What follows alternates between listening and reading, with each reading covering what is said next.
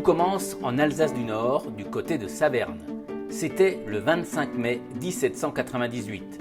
C'est là qu'a vu le jour le premier réseau de télécommunications au monde, avec l'inauguration de la ligne de télégraphe optique de Claude Chappe.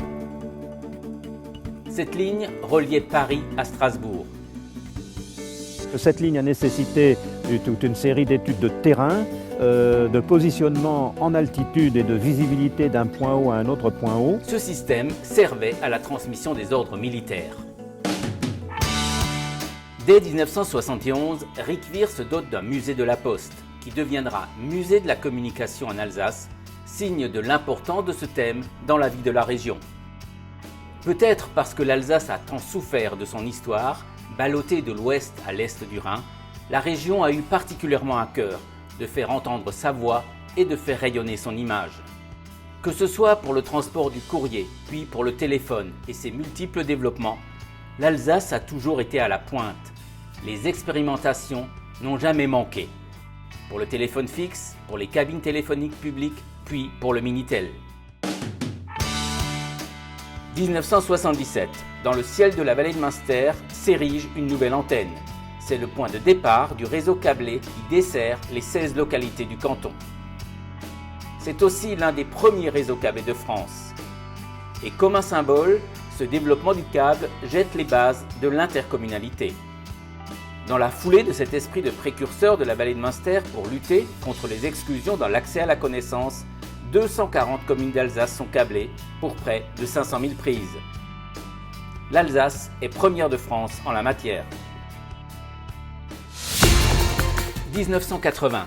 Le téléphone est partout en Alsace et il prépare sa révolution. 16 millions d'abonnés au téléphone en 80, une cabine téléphonique au moins par commune. L'industrie du téléphone emploie 67 000 personnes.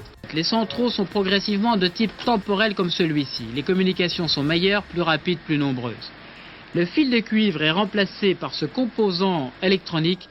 Au lieu de l'électricité, c'est de la lumière qui circule. En 1981, l'Alsace se distingue dans un autre domaine des télécoms, le Minitel.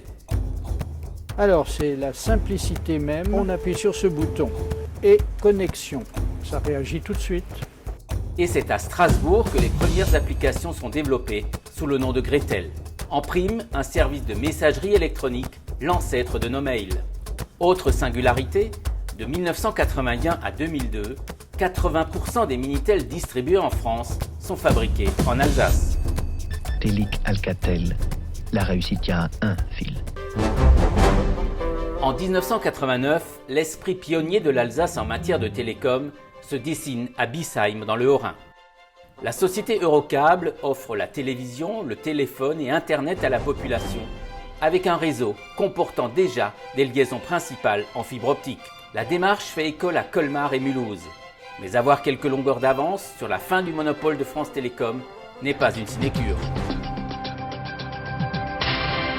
Arrive ensuite l'année 1991. La capitale alsacienne est à l'avant-garde dans le domaine des télécoms. Christine Boss. Lancement à Strasbourg du Bebop, le premier téléphone de poche français. Téléphoné en pleine rue jusqu'au bout du monde, c'est un nouvel espace de liberté, le succès est immédiat. C'est surtout un confort supplémentaire.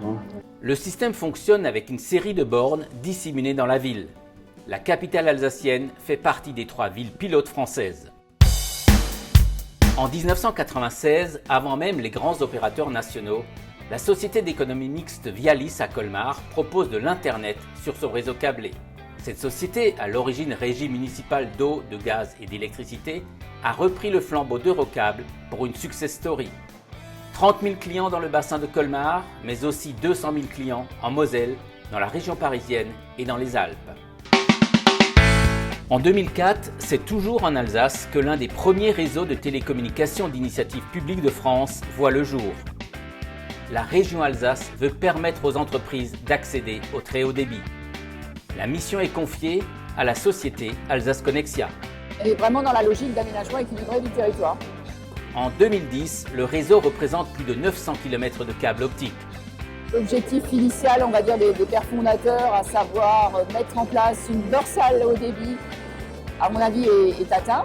30 bassins économiques, une quarantaine de zones d'activité ainsi que de nombreuses têtes de réseau câblé sont desservies. La barre des 50 000 clients ADSL est franchie en 2014. Et voici 2016, la dernière étape, celle à laquelle vous participez. Le déploiement de la fibre optique à travers le projet Rosas. C'est le réseau d'initiatives publiques le plus grand de France. Et l'objectif de Rosas est de déployer 377 000 prises sur l'ensemble du territoire alsacien. Y compris que là, c'est quasiment historique. Sans l'intervention forte de la région Grand Est, plus de la moitié de la population alsacienne serait à l'écart du très haut débit. Nous avons beaucoup de projets sur la table. Donc on voit bien l'enjeu que ça représente. C'est un enjeu d'équité, d'égalité, de performance et de compétitivité. Le numérique pour tous, sans exclusive. Parce que l'histoire de la communication est celle de l'humanité.